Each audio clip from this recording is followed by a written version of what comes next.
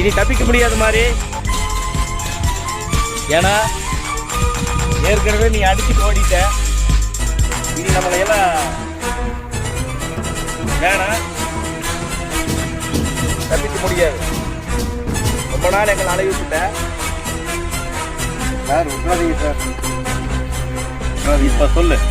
நானே கூலிக்கு வந்தாங்க, எனக்கு கூலிக்கு தான் வச்சிருக்காங்க. 5 லட்சம் ரூபா கொடுத்தாங்க.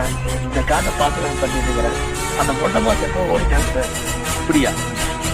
இந்த காட்டுக்கு உனக்கு எந்த சம்மந்தம் கிடையாது.